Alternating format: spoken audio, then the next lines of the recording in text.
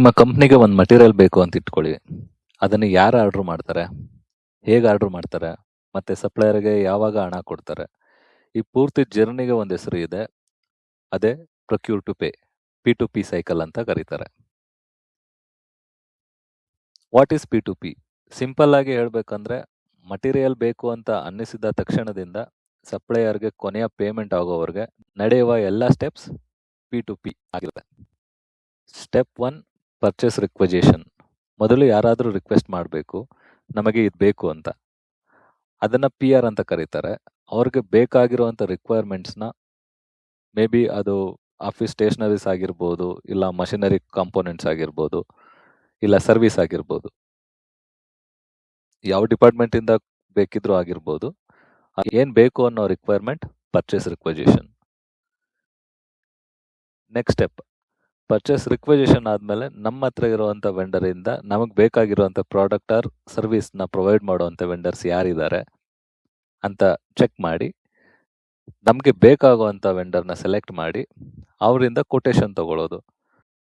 ಒಂದು 3 ವೆಂಡರಿಂದ 3 ಕೊಟೇಶನ್ ತಗೊಂಡು ಅದನ್ನು ಕಂಪೇರ್ ಮಾಡಿ ಯಾರ್ದು ಬೆಸ್ಟ್ ಪ್ರೈಸ್ ಮತ್ತು ಲೀಡ್ ಟೈಮ್ ಇದೆ ಅದನ್ನು ನೋಡಿ ನಾವು ಸೆಲೆಕ್ಟ್ ಮಾಡಿ ಅವ್ರಿಗೆ PO ಪ್ಲೇಸ್ ಮಾಡೋದಕ್ಕೆ ನಾವು ಡಿಸೈಡ್ ಮಾಡ್ತೀವಿ. ಇದು ಸ್ಟೆಪ್ 2.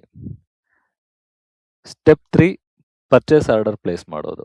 ಬೆಸ್ಟ್ ಸಪ್ಲೈಯರ್ ಸೆಲೆಕ್ಟ್ ಆದಮೇಲೆ ಅಫಿಷಿಯಲ್ ಡಾಕ್ಯುಮೆಂಟ್ ಅಂತ POನ ಕ್ರಿಯೇಟ್ ಮಾಡ್ತೀವಿ.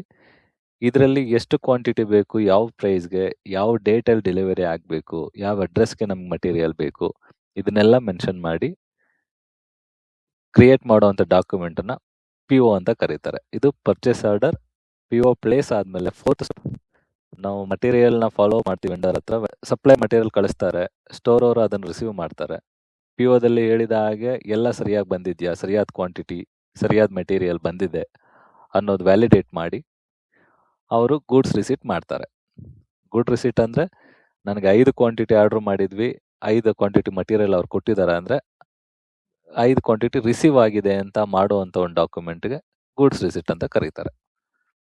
ಇದಾದ ನಂತರ ನೆಕ್ಸ್ಟ್ ಸ್ಟೆಪ್ಪಲ್ಲಿ 5th ಸ್ಟೆಪ್, ಇನ್ವಾಯ್ಸ್ ವೆರಿಫಿಕೇಶನ್.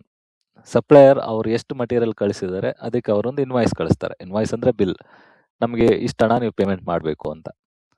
ಆಗ ನಾವು ಆರ್ಡ್ರ್ ಮಾಡಿರೋವಂಥ POದಲ್ಲಿರೋ ಕ್ವಾಂಟಿಟಿ, ಪ್ರೈಸ್, ಮತ್ತು ನಮಗೆ ರಿಸೀವ್ ಆಗಿರೋ ಮಟೀರಿಯಲ್ ಮತ್ತು ಅದ್ರ ಪ್ರೈಸ್, ಹಾಗೆ ಅವ್ರು ಕೊಟ್ಟಿರೋವಂಥ ಇನ್ವಾಯ್ಸ್ ಮತ್ತು ಅದ್ರ ಪ್ರೈಸ್ ಎಲ್ಲ ಸರಿಯಾಗಿದೆ ಅನ್ನೋದಾದರೆ ನಾವು 3-ವೇ ಮ್ಯಾಚ್ ಮಾಡಿ ಇಲ್ಲಿ PO, GR ಮತ್ತು IR ಇನ್ವಾಯ್ಸ್ ಕಾಪಿ ಈ 3 ಕೂಡ ಸೇಮ್ ಇದೆ, ಸೇಮ್ ವ್ಯಾಲ್ಯೂ ಬರ್ತಿದೆ ಅಂತ ಹೇಳಿದ್ರೆ 3-ವೇ ಮ್ಯಾಚ್ ಮಾಡಿ ಪೇಮೆಂಟ್ ಮಾಡೋದಕ್ಕೆ ಫಿನಾನ್ಸ್ ಟೀಮ್ಗೆ ನಾವು ಅಗ್ರೀಡ್ ಪೇಮೆಂಟ್ ಟರ್ಮ್ಸ್ ಇರುತ್ತೆ. ಆ ವೆಂಡರ್ಗೆ ನಾವು 30 ದಿನದೊಳಗೆ ಪೇಮೆಂಟ್ ಮಾಡಬೇಕಾ, ಇಲ್ಲ 15 ದಿನದೊಳಗೆ ಪೇಮೆಂಟ್ ಮಾಡಬೇಕು ಅಂತ ನಮ್ಮ ಹತ್ರ ಅಗ್ರಿಮೆಂಟ್ ಇರುತ್ತೆ. ಅದ್ರ ಪ್ರಕಾರ ಇನ್ವಾಯ್ಸ್ ರಿಸೀವ್ ಆಗಿ ಅಷ್ಟು ದಿನಕ್ಕೆ ನಾವು ಅವ್ರಿಗೆ ಪೇಮೆಂಟ್ನ ಅವ್ರ ಬ್ಯಾಂಕ್ಗೆ ನಾವು ಟ್ರಾನ್ಸ್ಫರ್ ಮಾಡಿಕೊಡ್ತೀವಿ.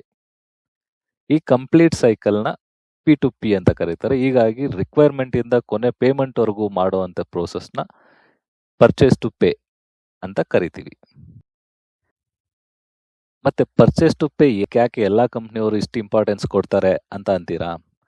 P2P ಪ್ರಾಪರ್ ಆಗಿ ಫಾಲೋ ಮಾಡಿದ್ರೆ ರಾಂಗ್ ಮಟೀರಿಯಲ್ ಬರೋದಿಲ್ಲ, ಎಕ್ಸ್ಟ್ರಾ ಪೇಮೆಂಟ್ ಹೋಗೋದಿಲ್ಲ, ಸಪ್ಲೈಯರ್ಗೂ ಮತ್ತು ನಮಗೆ ಬೇಕಾಗಿರುವಂಥ ರಿಕ್ವೈರ್ಮೆಂಟ್ ಮಧ್ಯೆ ಯಾವುದು ತೊಂದರೆ ಆಗಿ ಪ್ರೊಡಕ್ಷನ್ಗೆ ಪ್ರಾಬ್ಲಮ್ ಆಗೋದಿಲ್ಲ, ಕಂಪ್ನಿಗೆ ಯಾವುದೇ ರೀತಿ ಲಾಸ್ ಆಗೋದಿಲ್ಲ. ಹಾಗೆ ಇದು ಫುಲ್ಲು ಟ್ರಾನ್ಸ್ಪರೆಂಟ್ ಆಗಿರುತ್ತೆ. ಇದರಲ್ಲಿ ಯಾವುದೇ ರೀತಿಯ ಮೋಸ ಆಗೋದಕ್ಕೆ ಚಾನ್ಸಸ್ ಇರೋದಿಲ್ಲ. ಹೀಗಾಗಿ ಪ್ರತಿಯೊಂದು ಕಂಪ್ನಿಯವರು P2Pನ ಸ್ಟ್ರಿಕ್ಟ್ ಆಗಿ ಫಾಲೋ ಮಾಡ್ತಾರೆ. ನೆಕ್ಸ್ಟ್ ವಿಡಿಯೋದಲ್ಲಿ ಪರ್ಚೇಸ್ ಆರ್ಡರ್ ಹೇಗೆ ಮಾಡ್ತಾರೆ, GRN ಹೇಗೆ ಮಾಡ್ತಾರೆ, ಇಲ್ಲ ಪರ್ಚೇಸ್ ಎಕ್ಸಿಕ್ಯೂಟಿವ್ ಕೆಲಸ ಏನು ಮಾಡ್ತಾರೆ, ಕಮೋಡಿಟೀಸ್ ಯಾವ್ದ್ಯಾವ್ದು ಇರುತ್ತೆ, ಸಪ್ಲೈ ಚೈನಲ್ಲಿ ಯಾವ್ಯಾವ ರೋಲ್ಸ್ ಇದೆ, ಇದೇ ರೀತಿ ರಿಯಲ್ ಟೈಮ್ ಜಾಬ್ಸ್ ಸಂಬಂಧಪಟ್ಟಂಥ ವಿಡಿಯೋಗಾಗಿ ಸ್ಕಿಲ್ ಶಾಲೆ ಯೂಟ್ಯೂಬ್ ಚಾನಲ್ನ ಸಬ್ಸ್ಕ್ರೈಬ್ ಮಾಡಿ, ಹಾಗೆ ನಿಮ್ಮ ಫ್ರೆಂಡ್ಸ್ ಜೊತೆ ಶೇರ್ ಮಾಡಿ.